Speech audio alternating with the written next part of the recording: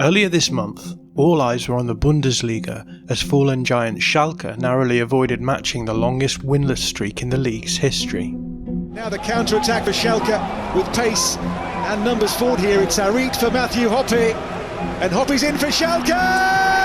Magnificent finish! And the young American for Schalke 04 is today their day to finally get a win in the Bundesliga.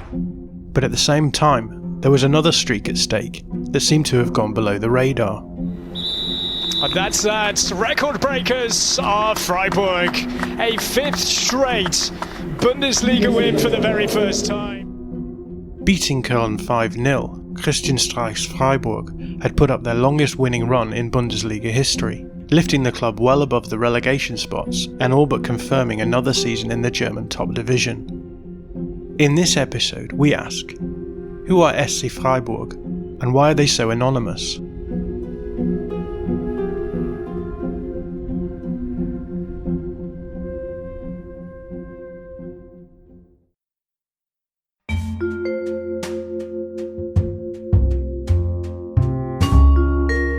There's plenty to be positive about. Derek Ray is the commentator on EA's FIFA video game and the lead commentator for ESPN's Bundesliga coverage and on the DFL World feed. I think the consistent theme with Freiburg is that they play above themselves and above expectations, and they find a way, and they do all this despite being a very modest, unassuming club. That really is who they are.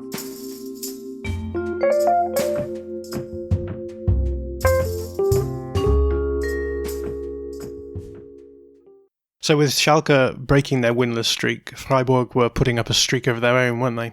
Absolutely. Freiburg reeling off 5 straight victories, and not too many people saw that coming. You might say that the victories were against teams who would be described as direct rivals, considering where Freiburg were. And, make no mistake, their goal every season is to preserve their Bundesliga status. That is above everything else. Anything else is really a bonus, but that's the first priority. And so to get a 5-match winning sequence like that, just, starting before Christmas and then continuing after it, a huge boost. And I think it made everyone sort of look at this particular incarnation of Freiburg in a different light. As you've mentioned, it's important to situate this streak within the season itself, because before it began, Freiburg were just 1 point above the relegation playoff place, and then 5 games later they were just 2 points off the European spots. How would you account for this change of fortune in Freiburg's season? I think a big shift was tactically. Christian Streich realized that it wasn't working with 4 at the back. They needed something different. They needed to be more compact. And so what he did was quite simple, but there for all to see. He went to 3 at the back, which can become a 5. And the centerpiece of the 3, young defender by the name of Kevin Schlotterbeck, who had been at Union last season, also using Philipp Lienhardt, former Real Madrid reserve team player, Austrian, Manuel Gulde, a no-frills sort of defender. But this really allowed players like Jonathan Schmid on the right and captain Christian Günther on the left to prosper as wing-backs. The thing about Freiburg is everybody goes into it knowing that it is a team effort, a squad effort. It's not just about one particular player. Then the other side of this was Streich was able to better incorporate Ermedin Demirovic, a young player who he likes a lot because of his work ethic. Vincenzo Grifo off to the left, who's having his best ever season, 7 goals in this campaign, and Roland Schalai on the right-hand side. And then Baptiste Santamaria fitting in as the sort of the key figure in central midfield, the Frenchman in his first season with the club. So it's all on one level quite basic what they do, but on another level, it's actually quite sophisticated because all these different ingredients go into the tasty recipe that is Freiburg, and they found a formation that really works for them. And Bayern Munich have done just enough. A late shot from Niels Petersen that rattled the crossbar ensures that Bayern Munich return to winning ways, their first win in 3 League and Cup games. 2-1 it finishes. That winning streak came to an end on Sunday with a 2-1 loss to Bayern Munich at the Allianz Arena that you commentated on. But despite the loss, there were still lots of positives for Freiburg to take from the performance, wasn't there? Yes, they made Bayern sweat in this game, and they did it the hard way because they lost Baptiste Santamaria to a very early injury, and that certainly was not ideal because he has figured so prominently since joining the club. Gets through a power of work. He's the leader in terms of ground covered for Freiburg on an individual basis, 12.5 kilometers per game. So they have to do it without him. They lose an early goal to Robert Lewandowski, and you sort of suspect that the heads might go down, that it could be, a sort of a 3-4-0 victory for Bayern. But they stuck to their task and they kept themselves in the game, and there were certainly more Bayern chances than there were Freiburg opportunities. The one thing about Freiburg is we wait for them to strike at corners. They're very good at scoring from corners. Eventually, the corner kick arrived. Comes the corner and nodded goalwards and into the back of the net, was it? Yes! And Freiburg are level. Christian Günther delivers it, and just seconds before that, Nils Petersen had come on as a substitute, and he holds the record for goals as a sub in the Bundesliga. And with his very first touch, there was Petersen at the back post to get on the end of this corner. Actually, it had been flicked on by Nicolas Höfler prior to that. But Petersen doing enough to head it over the line. There it was, 1-1. And it's Petersen, the substitute, who scores with his first touch of the ball. Sadly, from their point of view, they couldn't stay level. Thomas Müller, 13 minutes later, made it 2-1 Bayern. But right at the end, in added time, Petersen again with a shot that came back off the woodwork, the underside of the bar. Höfler, that's dangerous. And there's Petersen, against the underside of the bar.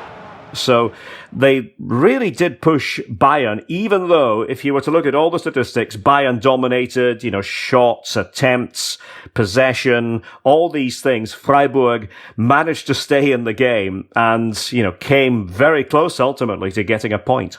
So how do you see the rest of the season going for Freiburg from this point? Well, I think that they can take great confidence from what's happened in that winning run. I think the belief is certainly back. I think they have a right to believe that they are better than average in Bundesliga terms. I don't think when all is said and done, they're going to be a European team. They have been before under Christian Streich. I think their level is probably mid-table, and there will be, downs as well as ups. Christian Streich is forever the realist. He was saying, we've won 5 games in a row, but I can remember us going 9 matches without a win. I can remember, losing sequences, and that is sort of part of life. When you are this provincial club trying to do it your own way, not being able to outspend the big clubs, you have to be resourceful. But I think that there's enough there. And, with players like Grifo, with Günther, Santamaria, just to name 3, I think that there is enough in that squad to make me believe certainly that Freiburg should be at the very least top 10 by the end of the season.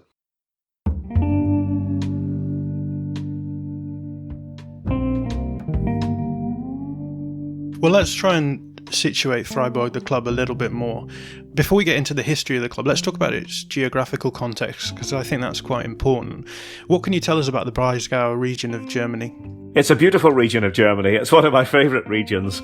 It's scenic. It's, of course, got the Black Forest, the Schwarzwald, just right beside it. In fact, it's the gateway, really, to the Schwarzwald.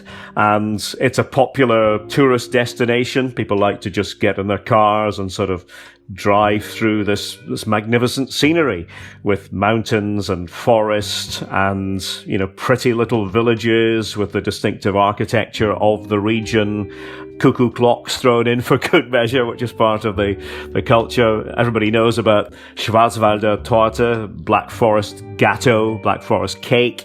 It's a very convivial region and a friendly region, I would say. I think anybody who goes there feels that warmth and that friendliness and the hospitality of people in the southwestern part of Germany.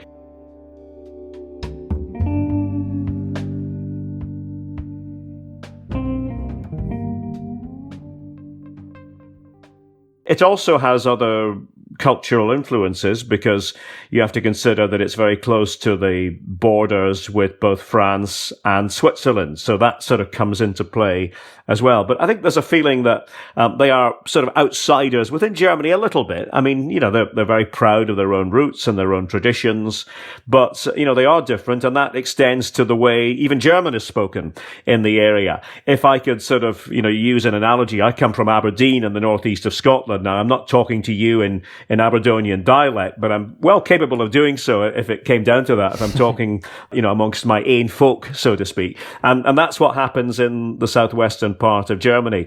It is very much its own dialect, and it owes quite a bit to what you might hear across the border in Switzerland, Schweizerdeutsch.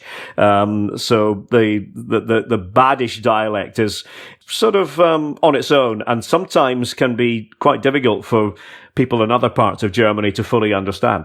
German football's ownership structure is often held up as a paragon within world football, but SC Freiburg feels as though it encompasses the ideal of a local club, perhaps more than any other club in the Bundesliga. Would you say that the geographical location of the club directly correlates to its community feel? I think that's a fair assessment, yes. I think they're very much a community club. They understand their roots. They understand their community. I don't think there's the same pressure in Freiburg that there might be, in the madhouse that is Gelsenkirchen with Schalke, for example, or Koln, where every day is a bit of a soap opera. It's all pretty calm in Freiburg. People sort of take what they have and appreciate it, that they have a Bundesliga side. It wasn't always the case. It wasn't that way until the early 90s.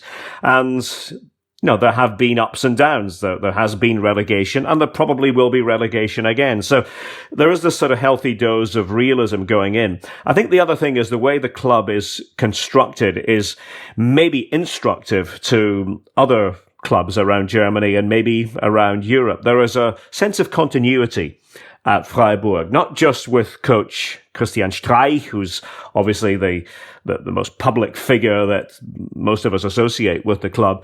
But if you look at the key executives, people like Jochen Zaya, who's been there for a couple of decades in different capacities, but now one of the key decision makers.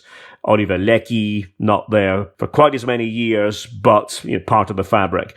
Clemens Hartenbach, the sporting director, whose contract's just been extended as well. These are sort of the glue aspects of Freiburg, together with Christian Streich. They all know what they're doing there. They know what the club is about. They know what their limitations are, but they know what their strengths are too.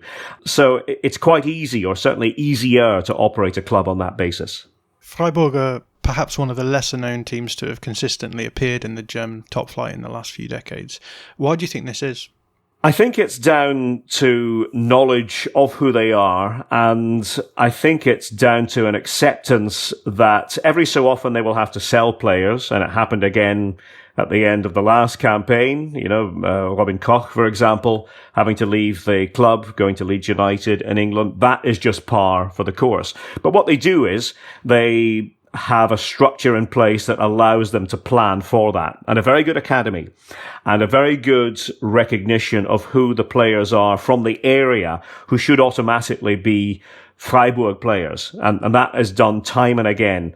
So they identify very well. They educate very well. I think one of the things you notice about Freiburg is that the players are not arrogant either. The club is not arrogant. It has to be modest almost by definition. And the players don't have this sort of sense of entitlement either. If you were of that mindset, then you probably wouldn't choose Freiburg in the first place. So I think it's all these things put together. And I do think Christian Streich is part of it, because, there's a lesson there in loyalty to somebody who, simply knows how to operate at this level. When you look at what he has done, that speaks volumes about Freiburg as a club. But even going back to, Volker Finke, who was in charge even longer than Christian Streich, it does say to the football world, this is a club that's different. This isn't a club that's going to just, hire and fire and throw darts against a wall and hope something sticks. This is a club with an ingrained, deep-seated philosophy in good times and bad. And, if Freiburg were to get relegated, say this season, even if there were to be an almighty collapse, The one thing that you could be sure about would be that Christian Streich would still be in place. That is at the heart of what the club believes, and long may it continue. Freiburg obviously have one of the lowest wage budgets and one of the lowest transfer budgets in the Bundesliga. And in many respects, I think they offer a morality tale for clubs like Schalke of how things could be. How do you think Freiburg managed to do so much with so little? That's a really good question. It's hard to answer because other clubs, I'm sure, have the same goal. They go into a season thinking, we need to be prudent and we need to be careful. I think it's just down to philosophy and understanding of self and understanding of how to work as a team. People like Oliver Leckie and Jochen Zeyer, Clemens Hartenbach, they can make decisions very quickly. There's not a big, difficult structure that has to be gone through for those decisions to take hold. So when you do have that in place, and you have Christian Streich, who is, Mr. Freiburg to so many people, and rightly so, but when you have somebody like that who's also not going to make huge demands, he's going to come in and accept a lot of what is done because Freiburg is in his core, then I think you're onto a winner from the very start.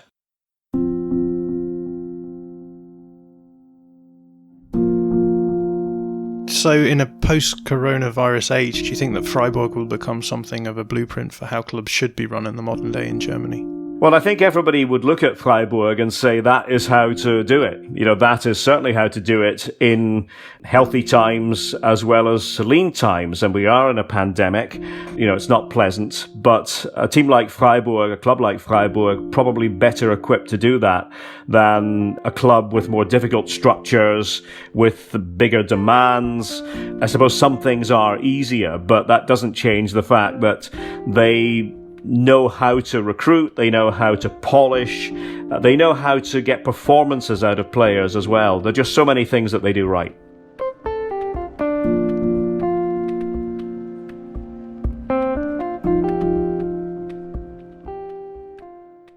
Are you a fan of Football Today?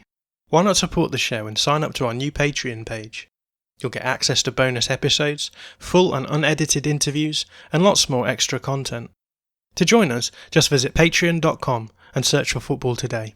Now back to today's episode.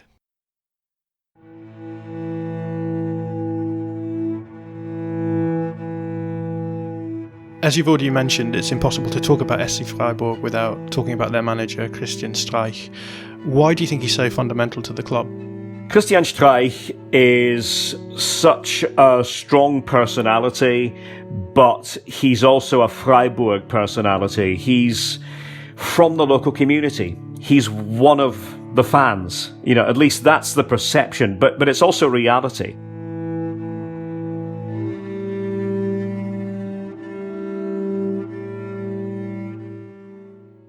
There was a survey done on TV, on ZDF, one of the channels that covers the Bundesliga, not all that long ago, and they asked fans from all over Germany to come up with one word to describe Christian Streich. He was going to be the guest on the main Saturday night program. And the word that most people came up with was authentic. And the second word that people came up with was honest. And, that is what comes over when you listen to Christian Streich. I really make a point every week of listening to at least a part of his press conference. First of all, it is in the local dialect, or at least it's sort of partially in the local dialect. It's certainly with a local accent, and you have to listen a bit more carefully, but that is part of the charm. But he says things in a way that really nobody else does. And it can be quite blunt, certainly honest, but it's very thoughtful. He is not your normal football coach. He doesn't speak in the same cliches. He has a sort of a point of view that is a bit different, and it's a very humane point of view. I think fans of other clubs really identify with him as well. If you talk to fans of, say, I don't know, Hertha or Koln or, you name the club, Eintracht Frankfurt, and you ask them to say, which club in the Bundesliga do you have empathy with and which coach do you have most empathy with? I would say that 9 times out of 10, the answer you'll get is Freiburg and Christian Streich. And that just comes down to the fact that he's a much loved figure. Nach 20 Minuten diese Szene. Freistoß für Dortmund nach Klammern und Trikotzupfen von Christian Streich gegen Günter Breitzke. Streich himself had a fairly unremarkable career as a player, didn't he? Yeah, he would be the first to admit that in his words, he had to work very hard as a player, but he was prepared to do that. But he, wasn't a sort of a naturally gifted top level footballer. And he didn't get much game time in the Bundesliga itself. He did play 10 matches for Homburg. That's not Hamburg, but Homburg, a smaller club who made it into the Bundesliga in the late 1980s. But, he was not somebody who was destined to have this amazing career on the pitch. And his career did end prematurely because of injury. We've heard that story, of course, before. But he's a fascinating figure because he clearly is a thinker. He speaks often about the 1974 World Cup being instrumental to his thinking about football and how he can still go back to 1974 and visualize scenes from games in that World Cup, which of course was in West Germany. And they are still important to him today in terms of his tactical thinking, even though, a lot has happened to him as a player and a coach since then. Streich himself is very much a one-club man when it comes to management. Could you tell us how he ended up as the Freiburg coach? Yes, he came through the system. He had, after his playing career ended, gone to Freiburg as a youth coach, and he had really a lot of success with the various youth teams that he coached. Winning the DFB Youth Cup on 3 occasions, also the under-19 Bundesliga. And so he was highly thought of, but of course he worked in an environment where loyalty was rewarded. Volker Finke, the legend, in charge there all those years. Eventually, Robin Doet was named coach of the first team. Streich took on more first team responsibilities while still fundamentally being in charge of youth. But then after the departure of Robin Doet, Streich became the assistant of Markus Zorg, who was to be the head coach. But it didn't go well for Markus Zorg. A very bad start to the season in 2011-2012. And Streich became head coach in December 2011. So then there was a wait until the winter break. The first game was against Augsburg. It was a tense affair. Freiburg, under Streich, won it. A goal by Matthias Ginter a couple of minutes from the end. Ginter, who he knew very well from all the various youth stages at Freiburg. That was to propel Freiburg into a pretty remarkable run. And, at the time they were, bottom of the table, but he got them out of it and they escaped relegation pretty comfortably. And so Christian Streich, who nobody really had spoken about as a head coach of a Bundesliga team, suddenly was at the forefront of this great story. And the rest is history. He's been in charge ever since. As I mentioned, ups and some downs with relegation too. But, he's got them into Europe, which is no mean achievement, for a provincial club like Freiburg. And there is absolutely nobody in Freiburg who would want anybody else at the helm than Christian Streich. How would you describe Streich's management style?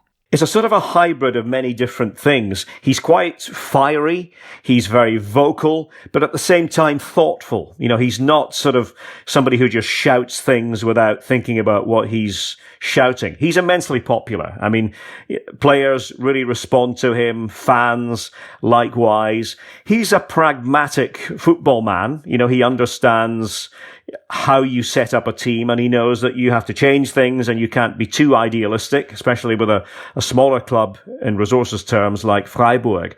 But he puts his own stamp on it.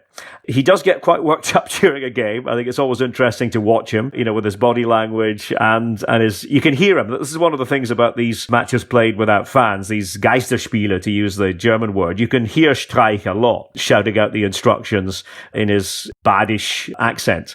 It does add to the charm, I think, of covering and following Freiburg. Last week you tweeted, "There's a reason why German football fans of all clubs adore Freiburg coach Christian Streich. Genuineness, decency and social awareness are at the heart of that. The football world would be so much better for more like Streich." Can you talk to us about this more political aspect of Streich's personality? Yeah, it's an interesting one. He's not overtly political in a party political sense. He's not going around endorsing candidates for elections. And it's not as though he talks about politics every single week. But I think journalists know that when there is a social issue that is pressing, it probably is a good idea to get Christian Streich's opinion on it. He has spoken quite eloquently about racism in society, his views on it, and, how abhorrent he finds that. And he manages with his, again, to come back to this word authentic, with this authentic way of speaking, he manages to strike a chord with the majority of fans, who feel this way too. And, just recently he came out with a statement about what happened in the capital in Washington, D.C., a far-off land, but Christian Streich obviously paying attention. Von gewisse Prozesse, die passieren, überrascht mich das, was in Amerika jetzt passiert, nicht. Ich habe es ehrlich gesagt eigentlich so erwartet. What he said was not particularly complimentary about the outgoing US President, Donald Trump.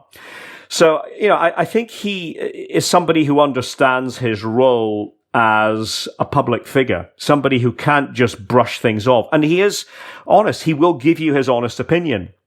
And I think what people like about him is his honest opinion is a humane opinion.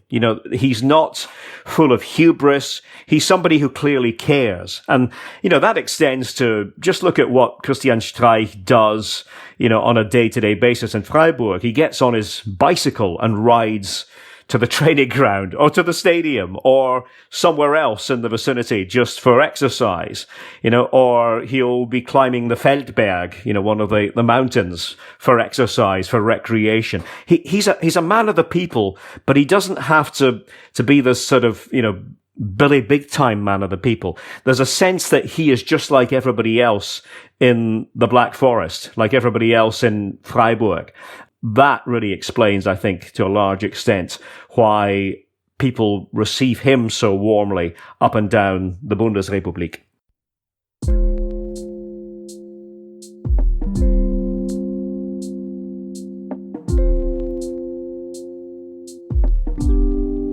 So what does the future look like for Christian Streich and Freiburg? This isn't the sort of story that can end with Streich going anywhere else, is it? What does Christian Streich look like outside of Freiburg? Well, there were rumours 2 or 3 years ago when Bayern were on the hunt for a coach. His name came up and he has played it down. He has said that there really wasn't contact in the sense of an approach with a view to taking charge of Bayern, but some of the big decision makers at Bayern were reportedly keen. They sort of thought, why not? The guy's a really good coach. He's in tune with his roots. Why wouldn't he be a good coach at a club like Bayern? Now, again, that was when Bayern were in a different era, were sort of flailing around trying to find somebody who could take over the reins there. The fact of the matter is, Christian Streich is a very intelligent man, and I think he knows that he is on to a winner at Freiburg. Why wouldn't you be? I mean, think about the uncertainty of a football coaching career. You're in a job for maybe a year, maybe 18 months if you're lucky, and then, it's all changed. Somebody else comes in, and there's this merry-go-round. He's never had to go through that. He spent his whole coaching career at one club, doing different jobs within that one club, and he is appreciated. I'm not going to say he doesn't have pressure. You do have pressure as coach of any Bundesliga club, but the pressure is different in Freiburg. When you go into the working week knowing what your limitations are, knowing what the job is, knowing what the expected assignment is, what success might represent. And so I think that it would be difficult to visualize Christian Streich somewhere else. It's not to say it couldn't happen. We've been surprised before, maybe later in his career, but they do, fit each other like a glove, Freiburg and Christian Streich. And I personally would be disappointed to see him go anywhere else.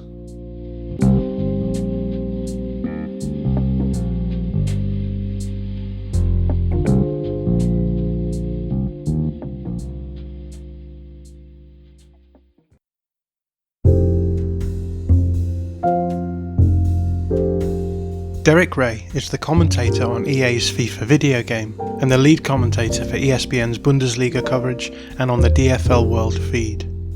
The music for this episode is provided under the Creative Commons license by Blue Dot Sessions, and the details for the individual songs can be found in the show notes. This episode was produced by myself and Josh Schneiderweiler. I'm John Mackenzie. Thanks for listening to Football Today.